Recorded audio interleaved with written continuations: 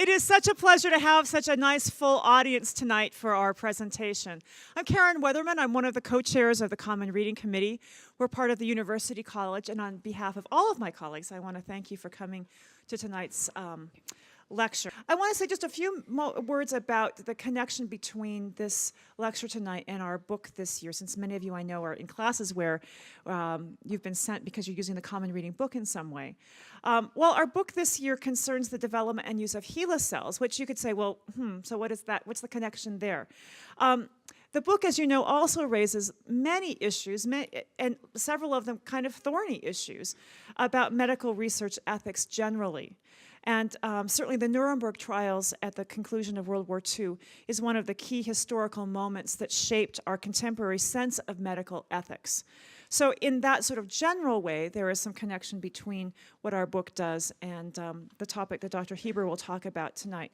But even more to the point, Dr. Heberer's current research on the T4 program, which we'll be talking about tonight, touches on the section of the book that I, and I think probably many readers, found in some ways most chilling and most disturbing, which was the uncovering of at least part of what likely happened to Henrietta's eldest daughter, Elsie, when she was institutionalized at Crownsville State Hospital for the Negro insane.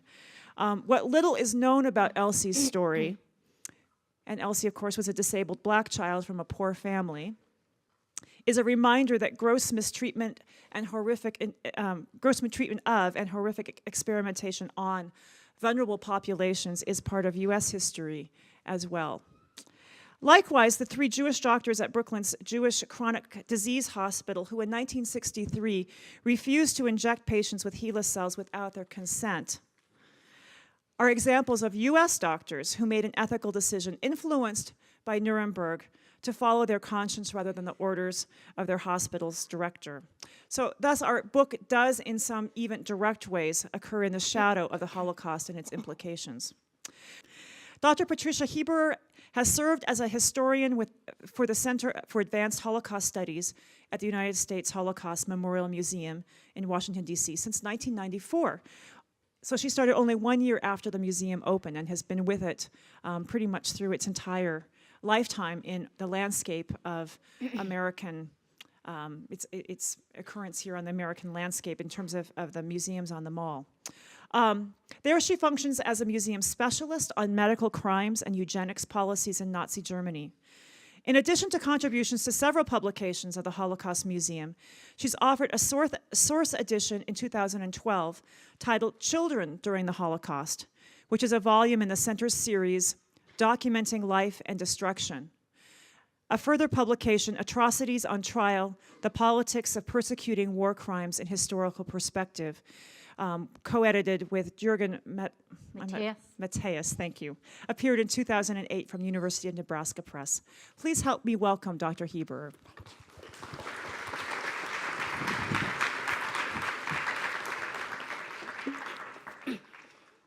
First, I also want to explain that because a lot of the following data that I'm presenting this evening came from restricted patient files, which are private use files, I've had to anonymize the names of many of the patients I'm going to be talking about this evening to protect their privacy. Ida and Sophie Benz were sisters, born to a local Lutheran pastor and his wife in the village of Haslach, Bavaria. Sophie, born in 1861, and Ida, just 18 months later, had a normal upbringing as ministers' daughters, and remaining unmarried, moved to the Swabian city of Augsburg, where they shared an apartment. Excuse me. Their brother, also a clergyman, saw to their needs through their mutual inheritance, and as the sisters advanced in years, he arranged for them to be lodged together in the city's Paulinenstift, a retirement home run by the Lutheran Church. On the evening of the 25th of February, 1944, Allied bombers launched a first massive bombing raid on the city of Augsburg. British bombers landing after their sorties reported that the air attack had almost completely destroyed the city center, and in its aftermath, German news media reported the destruction of several residential neighborhoods. During the night, the Paulinenstift residence was heavily damaged in the bombardment and in the fires which raged in its wake. Among the frightened and disoriented inhabitants evacuated that evening were Ida and Sophie Benz. As their brother himself now lived in a nursing home and couldn't take them in, local Red Cross officials placed the two sisters on a transport of elderly individuals bound for the sanatorium, the mental health facility, Kaufbeuren, just 30 kilometers to the south. Ida and Sophie arrived at the mental health facility on the 27th of February, where Kaufbeuren personnel recorded that their committal was, quote, and this is what they wrote in the diagnosis line for the sisters, due to a bombing raid on the city of Augsburg. The sisters were later diagnosed with senile dementia. Nurses noted that their illness dated from the 25th of February, the night of the bombing. Ida, the younger of the two sisters, seemed particularly confused and frightened upon arrival, and her sister Sophie, who was more composed, decided to stay so that she could tend to her. In subsequent days, caretakers observed that Ida still exhibited marked disorientation, and in her terror continued to soil her bed. 5 months later, Ida was dead. Sophie, alone and unclaimed by family members, remained at the facility for another year.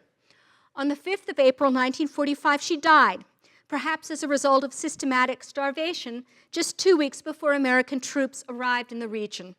Both Ida and Sophie Benz number among the hundreds of victims murdered at the Kaufbeuren facility as a result of the Nazis' so-called euthanasia program.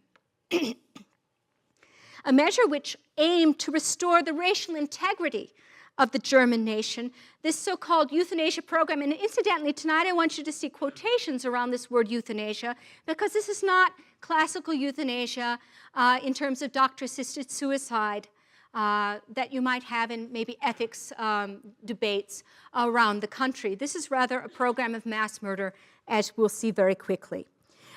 This euthanasia program sought to eliminate what Nazi authorities described as life unworthy of life. Individuals who, because of severe psychiatric, intellectual, or physical disabilities, might be regarded as human ballast, whose institutional care imposed a burden upon German society. The effort was the Nazi regime's first campaign of mass murder, preceding the final solution, or the genocide of European Jewry, by approximately 2 years. In the spring and summer months of 1939, just shortly before World War II began in Europe, a number of plans led by Philip Buhler, this gentleman, the director of Hitler's private chancellery, the so-called Führer Chancellery, and Karl Brandt, who was Hitler's attending physician. He would later figure as the chief defendant at the Nuremberg medical trial, began to organize a secret killing operation targeting disabled children.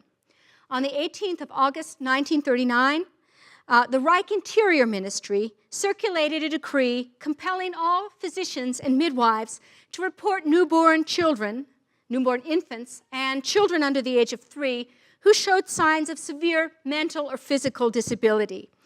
At first, only infants and toddlers were incorporated in the effort, but as the scope of the measure widened, juveniles up to the age of 17 were included in the measure.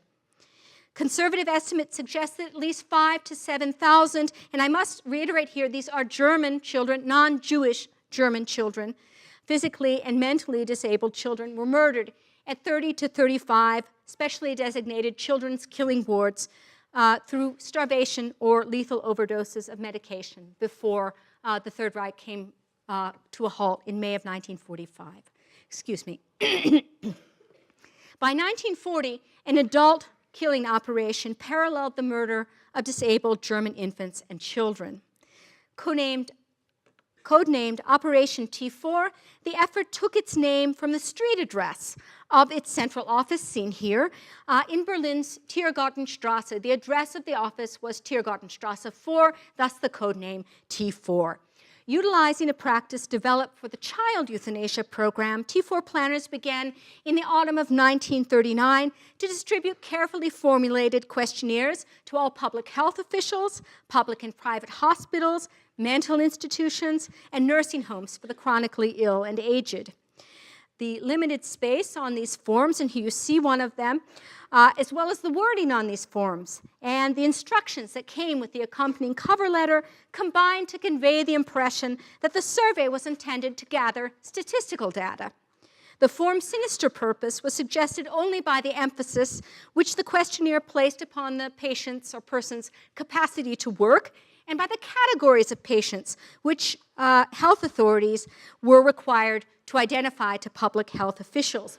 Those suffering from severe psychiatric or physical disorders, those not of German or related blood, usually here that means Jewish patients, those committed to a mental health facility on criminal grounds. They committed crimes under diminished capacity, or they were criminally insane, and those who had been confined to the institution in question for more than 5 years. These registration forms were reviewed by teams of specially appointed medical experts, many of them of significant reputation, who were recruited for this secret campaign. It was a secret, clandestine killing campaign on German soil.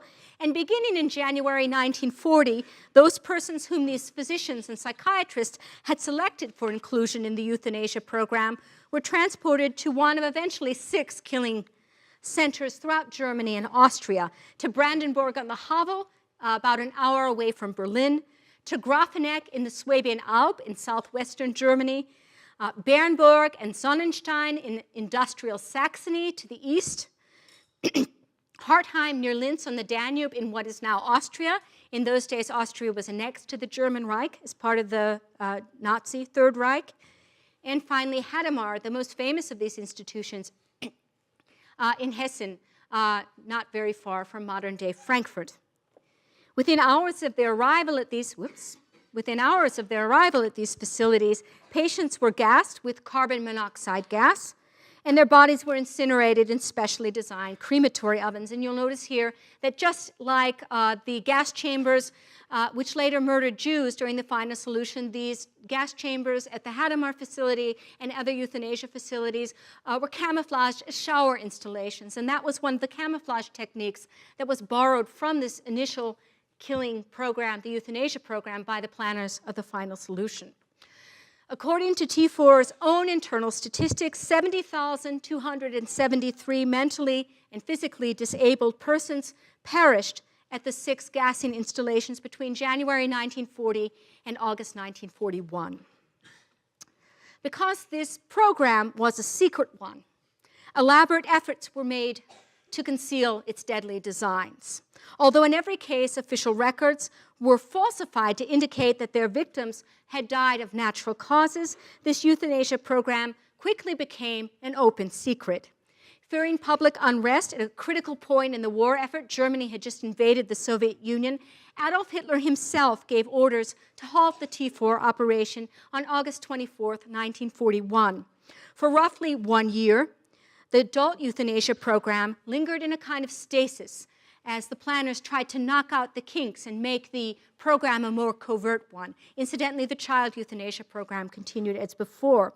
In the meantime, over 100 T4 functionaries were recruited by the planners of the final solution to serve as German personnel in the so-called Operation Reinhardt camps of Belzec, Sobibor, and Treblinka. These killing centers, some people call them, including the Nazis called them extermination camps, claimed the lives of 1.5 million Jews during the Holocaust until this camp's liquidation in the autumn months of 1943. And here at these very deadly camps, the euthanasia functionaries functioned as the core German staff of those particular camps.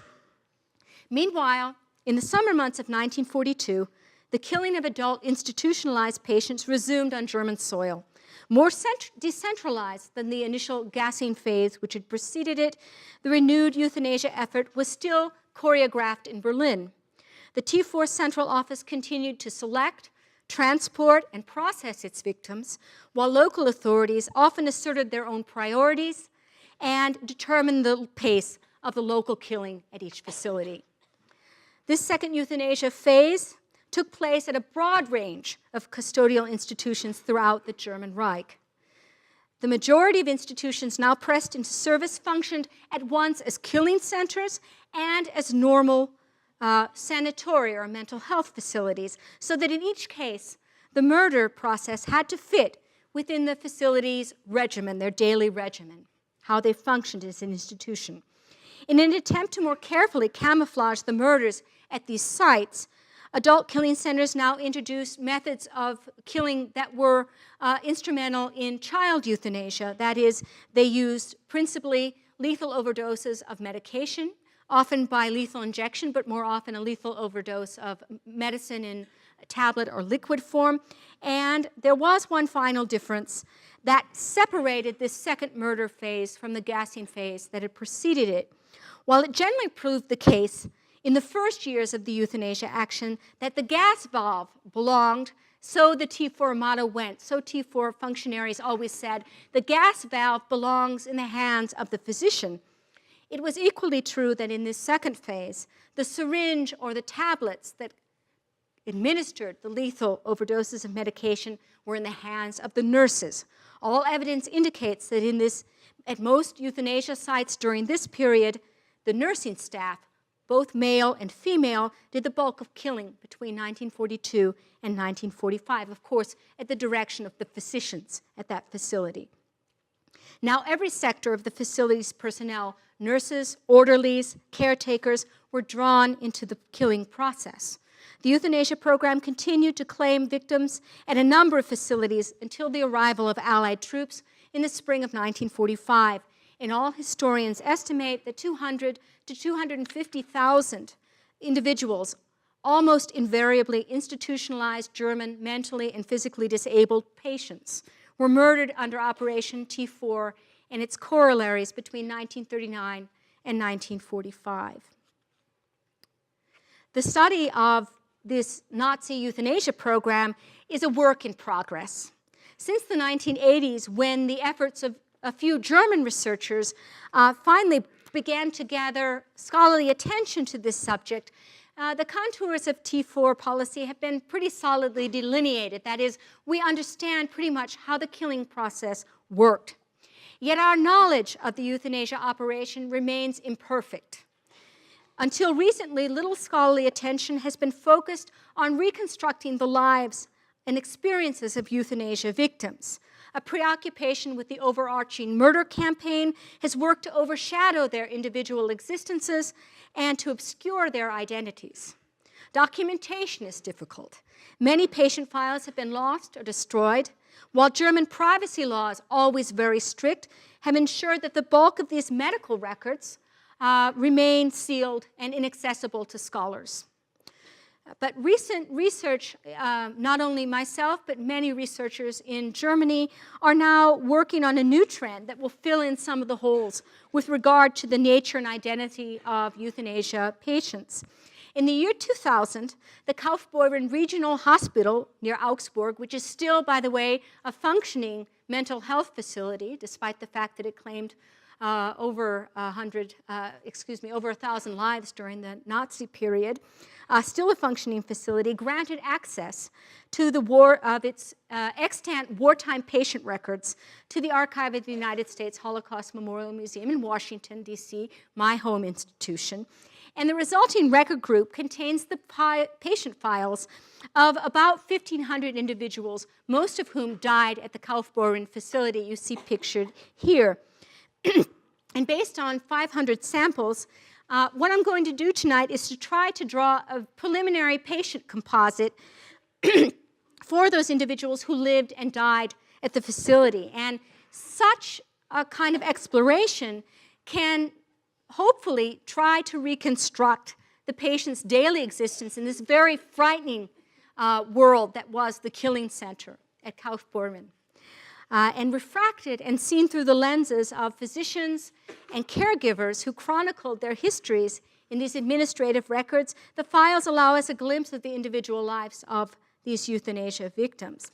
Kaufbeuren, as you see it here, began as a mental health facility and long-term care unit in Bavaria, northern Bavaria, in 1876. Under the direction of Valentin Faltelhauser, who worked for the T4 campaign from the very beginning, so in 1939 and 1940, Kaufbeuren began its direct collaboration with the establishment of a killing ward in December of 1941.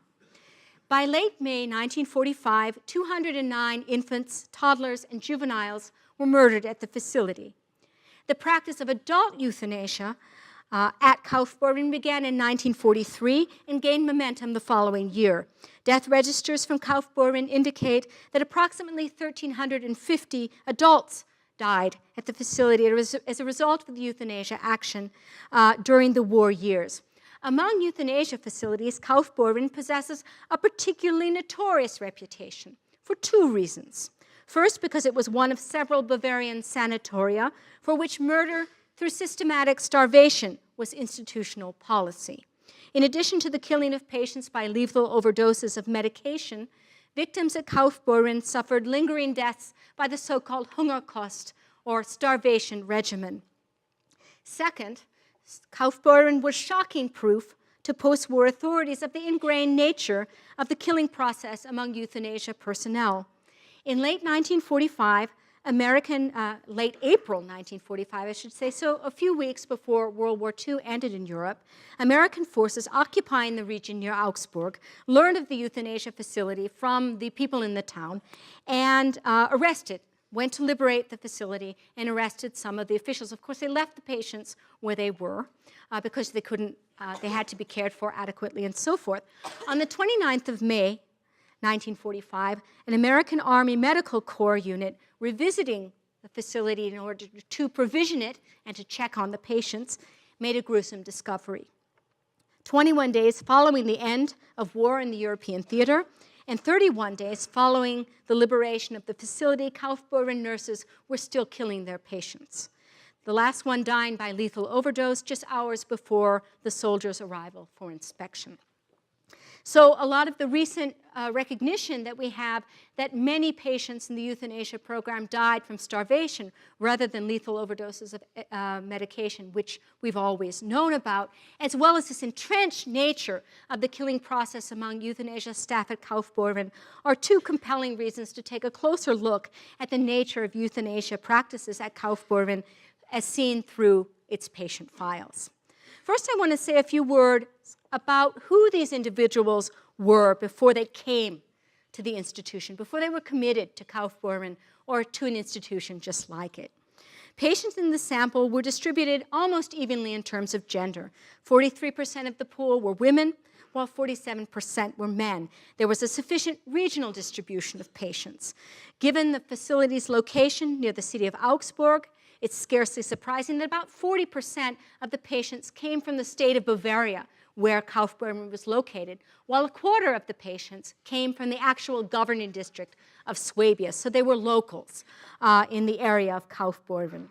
While the remaining portion of the sample came from every corner of the German Reich, a significant number of individuals came from three principal areas: from Hanover in northern Germany, several hundred miles away from Kaufbeuren, from southwestern Germany, from Baden in the southwest corner of Germany, and from what is today Rhineland-Westphalia, so in western Germany, along the Rhineland.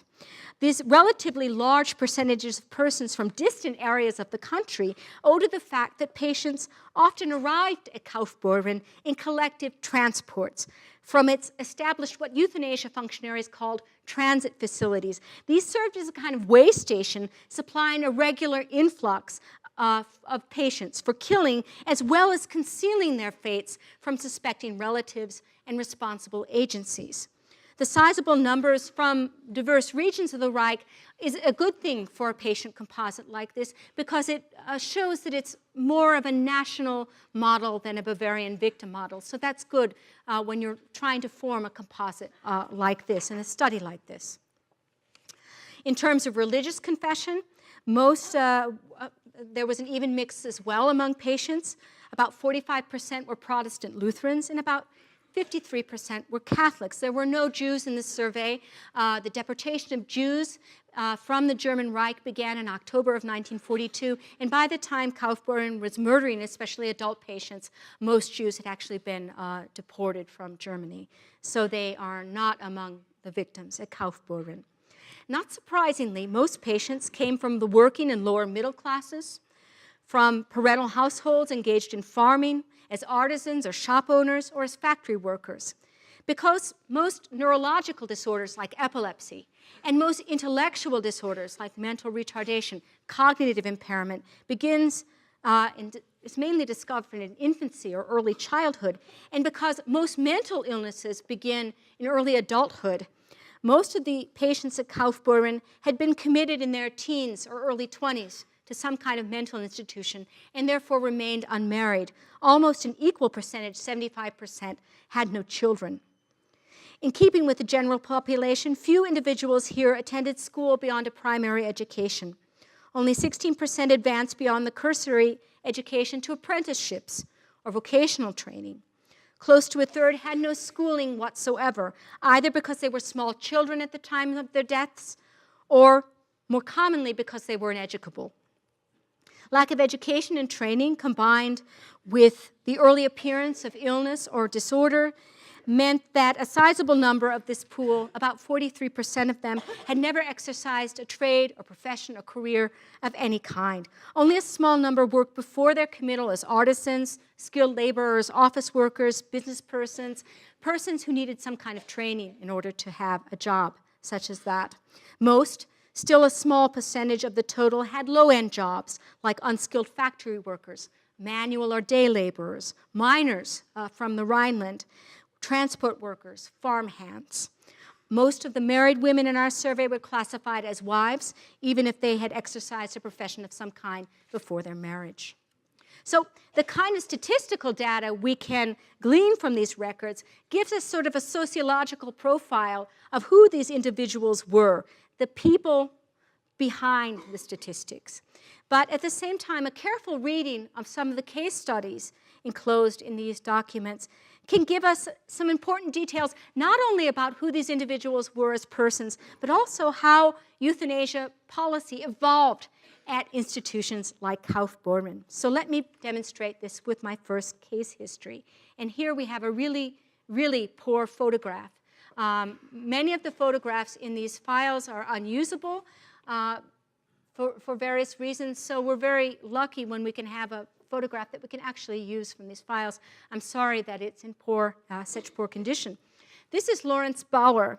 He was born in Stadtbergen, Bavaria, to peasant farmers on the 24th of August, 1883, The youth had a normal schooling and at the age of 18 entered a brief compulsory military service.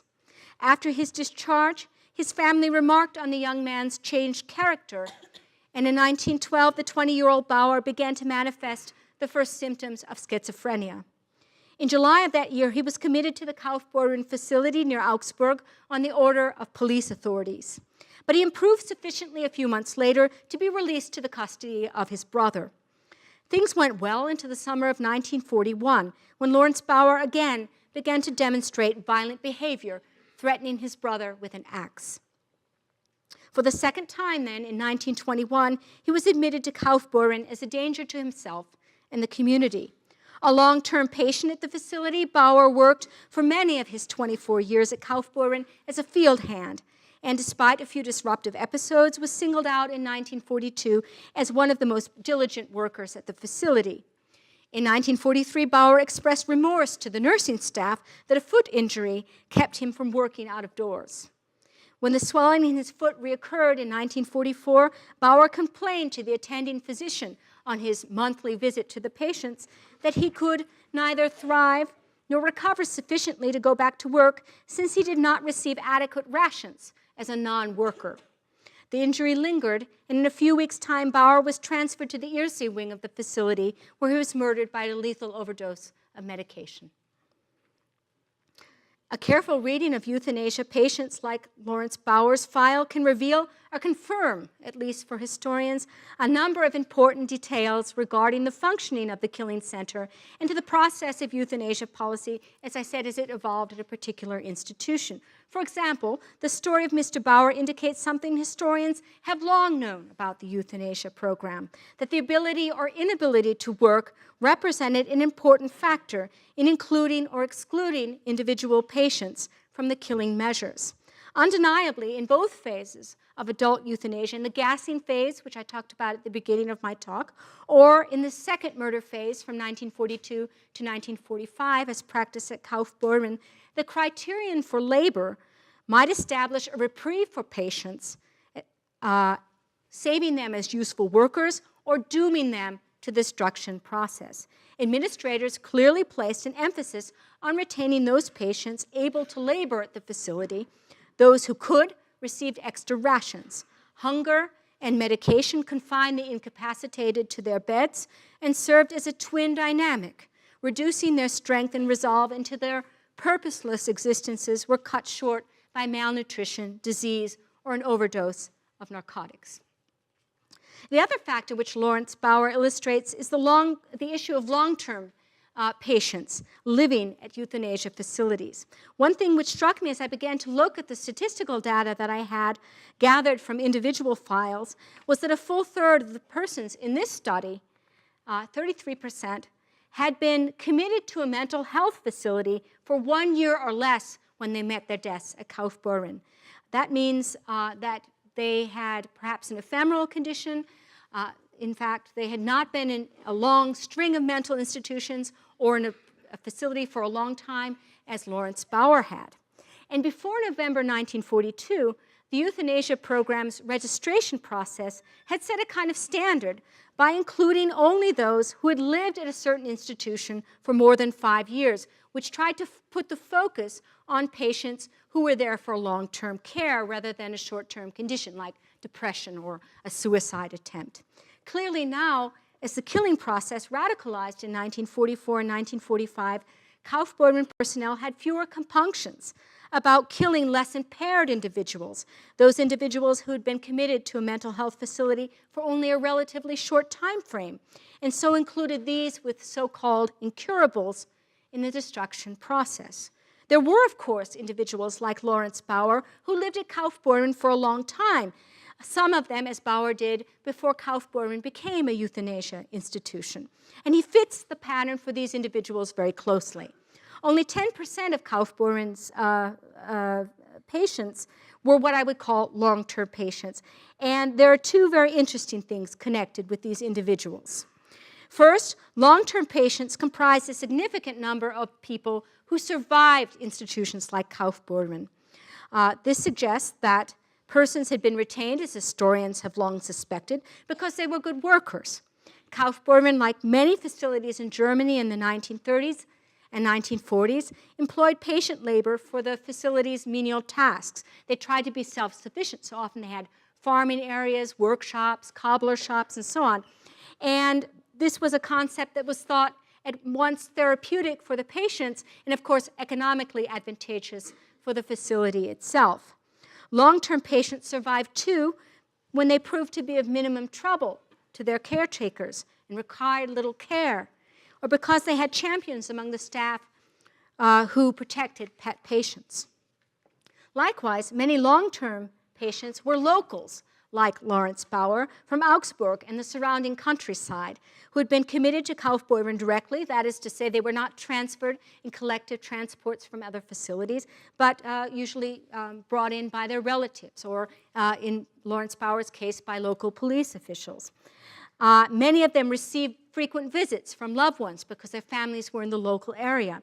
So the abrupt disappearance of these individuals might have raised doubt among family members, and perhaps these individuals were spared for a long time in order to avert local suspicion. It's extremely interesting to note that many of these long-term care patients survived until the very last months of the war and were killed in large numbers in March and April of 1945 before American troops overran the facility.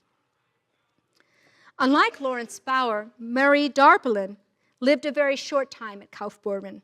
On the evening, and I'm sorry I don't have photographs of the next two case studies, on the evening of the 2nd of March, 1944, a transport of 8 elderly individuals arrived at the facility. Among these patients were several residents of the Albertusheim, an old age home, which had been damaged in the bombing of Augsburg, just like the old ladies that we saw at the beginning of my talk. The little group appeared at the institution well ahead of their administrative and personal records, and although they had some rudimentary identity papers among them, one female remained unidentified. The elderly woman spoke very tenderly to the nurses who took care of her, excuse me, but could provide little personal information or the names of family members. Diagnosed with arteriosclerosis, in those days hardening of the arteries, and senile dementia. She was secured to her bed with restraints. As with so many elderly Kaufbeuren patients, incontinence and the need for constant care proved a death sentence. And on the 15th of March, 1944, this still nameless woman was murdered with a lethal overdose of medication.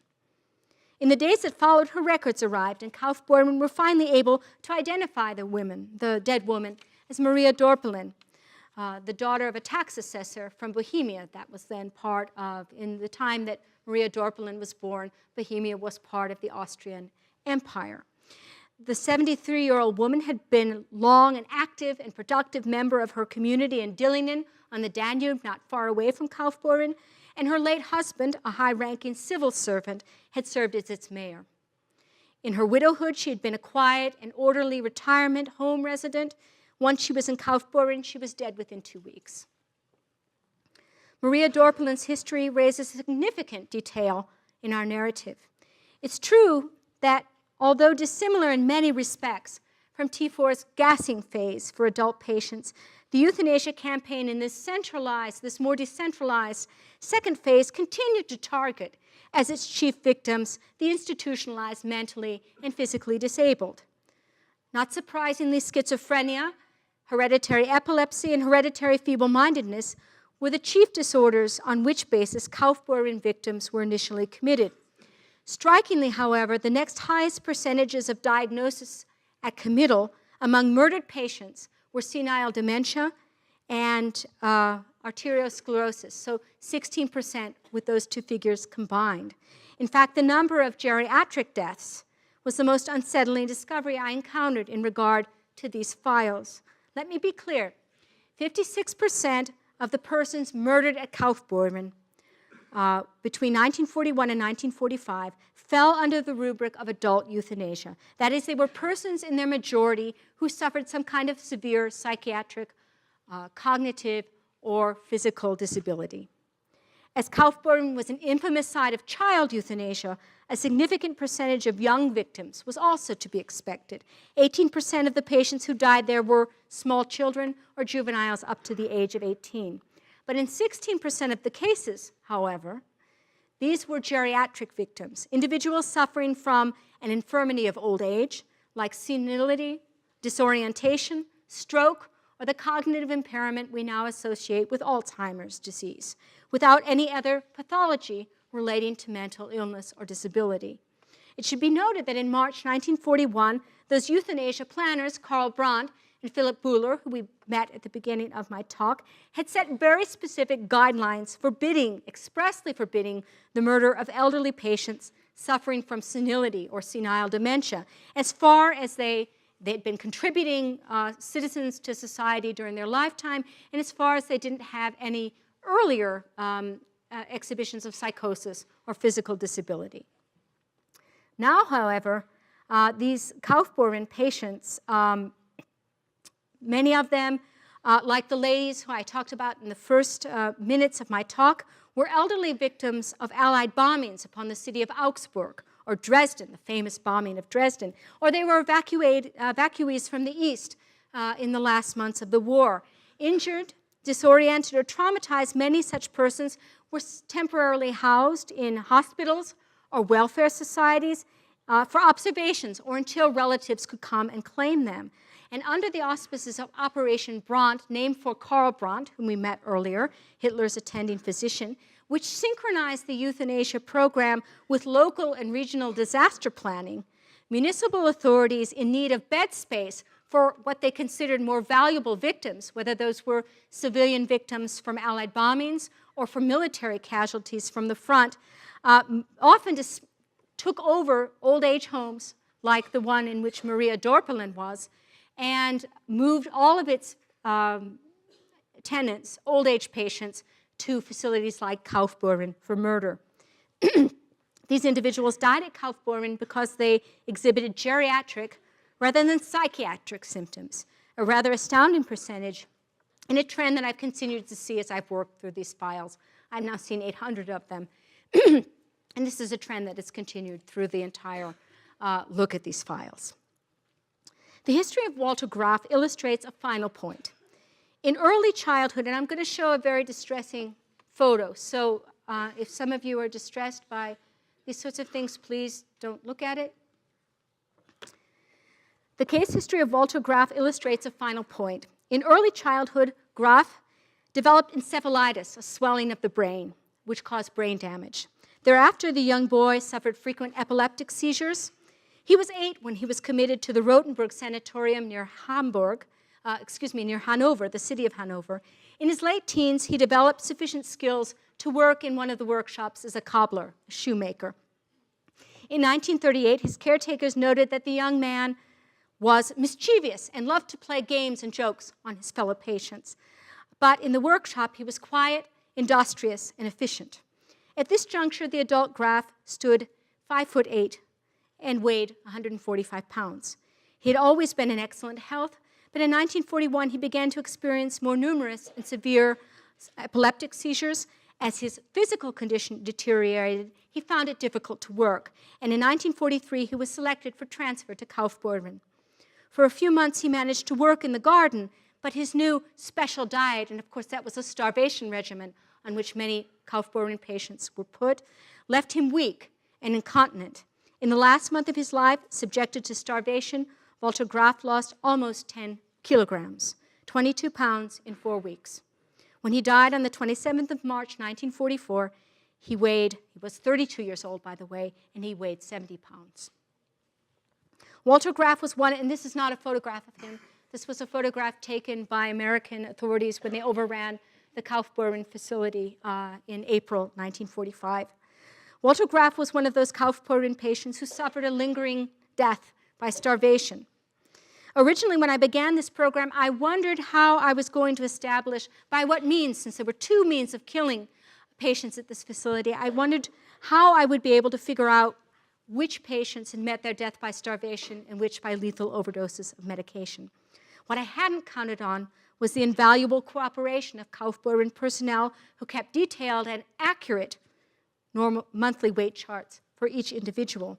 According to available documentation, 23% of Kaufbeuren victims in my sample died through starvation. In 23% of the cases, it was a very short duration stay at Kaufbeuren, and that indicated overdose of medicine, lethal overdose of medication. In a small number of cases, a very short tenure of Kaufbeuren came with very, very rapid weight loss. And it's very clear that in these cases, the two sort of worked as a twin dynamic to murder those patients in question. In about half of the cases, there wasn't enough information to determine how death had occurred. Obviously, the data I've just presented is a preliminary outline. I'm still working. I'm still going to go through all 1,500 of the files. So it's still a work in progress. But I think that there are some trends that are establishing themselves in this study that are illuminating and merit further investigation. The relatively high number of geriatric patients without significant psychiatric pathology deviates from our standard assumption that the euthanasia program claimed the lives of only the severely mentally and physically disabled because they ostensibly compromised Germany's genetic and financial resources. Likewise, the murder of elderly bombing victims, largely under the auspices of Operation Brant, which I've just explained, suggests that the exigencies of total war widened the arc of intolerance for those unable to provide or to care for themselves, rendering human life more and more dispensable as the war went on. Both instances point clearly to the fact that as the euthanasia operation spiraled outward to embrace a broader spectrum of victims, civilian foreign force laborers from Poland and the Soviet Union were also killed at Kaufbeuren, bombing victims, German frontline soldiers. I did find one SS officer who was murdered at Kaufbeuren. As this begins to kind of spiral out of control and embrace more victims, it's very clear that so-called ordinary Germans, too, were caught up in the cycle of destruction. In the final months, T4's deadly machinery sort of spinned out of control, extending its web to include all potential drains on essential goods and services. These reflections introduce as many questions as they answer. For example, when did it happen that the euthanasia program extended beyond the slaying of life, unworthy of life, to murder those no longer useful to the community at large, even if their condition were treatable or had no psychiatric or hereditary basis? Why did killing increase dramatically, both of long-term patients and patients in general, in the last 6 months of Kaufbeuren's existence as a T4 center? Was the calculated starvation of patients at the facility, did this work within the wider context of the murder program, and how? As a more organic means of killing, did it help the institution's personnel to distance themselves more easily from their responsibility as killers? These are points for further discussion and research. A dialogue which helps to explain the contours of Nazi euthanasia policy is ultimately a dialogue about its victims. And here, these victims, though silenced, still have a lot to tell us. Thank you for your attention. And I think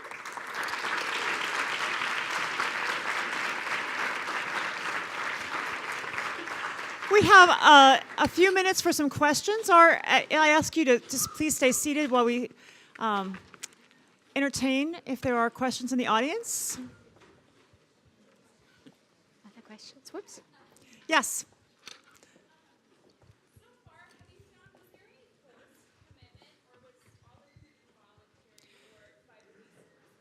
I'm sorry, I didn't hear the first. Was there any forced commitment? Among people who carried this out? And you might repeat the question. Yeah, I'll just do that. And I'm on this mic, so okay.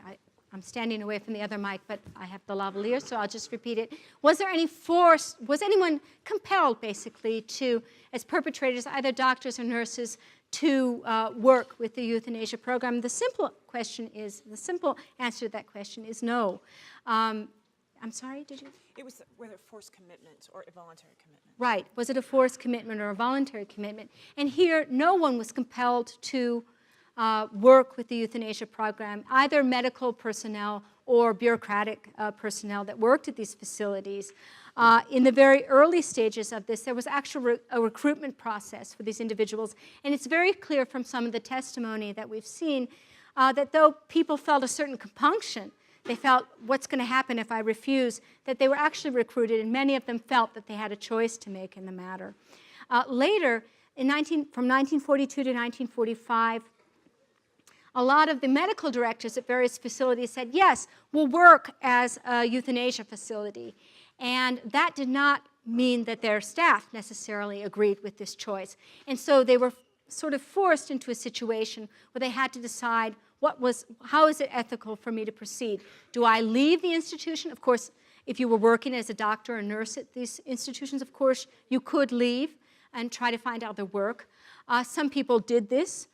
Some male nurses, a lot of these facilities had male nurses because, of course, a lot of the patients needed some kind of physical restraint. So there were a lot of male nurses employed at these facilities, and some of these chose to go into the army, the Wehrmacht, which is a difficult choice because the German war effort wasn't going very well at this point, but some of them did that. Some of the female nurses pretended to be pregnant so that they could leave their positions. Some of them simply worked for the nurses. As I said, the nurses, much of the murdering during this time was during the evening shift, when it looked very normal to pass out sedatives or sedatives through tablet form or through injections. That looked very normal. That's what nurses did at night as they were putting patients to bed for the evening. But of course, some patients, they were giving them lethal overdoses of medication. And usually what many of the nurses would do if they didn't want to actually conform to the killings at the institution, they might work on the night shift, which was much more difficult. You have to stay up all night, you have shift work, but it kept you from being involved in the killing process. So but no one was compelled actually to stay in this. And it's a fiction that whether individuals worked at concentration camps, whether they performed medical experimentation on concentration camp prisoners, whether they were shooting Jews on the killing fields of the Soviet Union, or whether they were killing patients in these facilities, we know of no case where someone paid with their lives for saying no. And that's just a rule that has stuck with all the research we've done over the past years. I know of no one who paid with their lives or injury in saying no to this. And were any of the patients did any of the patients voluntarily commit themselves to the facilities? Is that what your question more about the patients? Or? Are you asking? So the patients, of course, this was a clandestine program. So no one was supposed to know that they're killing patients at this facility, right? And so, yes, there were some patients who actually committed themselves, just as today you might commit yourself to a psychiatric hospital if you have some kind of disorder and you know that you're having trouble coping. That did happen. Most patients at that time period were committed by their relatives, but some under their own consent. But certainly they didn't realize what kind of danger they were putting themselves in. Or for parents of children who put children into these pediatric institutions, most of them had no idea what these patients were up against once they got into these facilities. And many of these people were also committed before the euthanasia program took effect, so that they were already in the system by that time. Does that answer your question? I'm sorry I misunderstood. Are there any other questions in the audience? Yes. Were German physicians, did they normally take a Hippocratic oath? That, If they did, what was their response to that question at Nuremberg? yeah, that's a good question. So did German physicians take a Hippocratic oath, and what was their response? Or I guess you're saying what's the medical community's response at Nuremberg?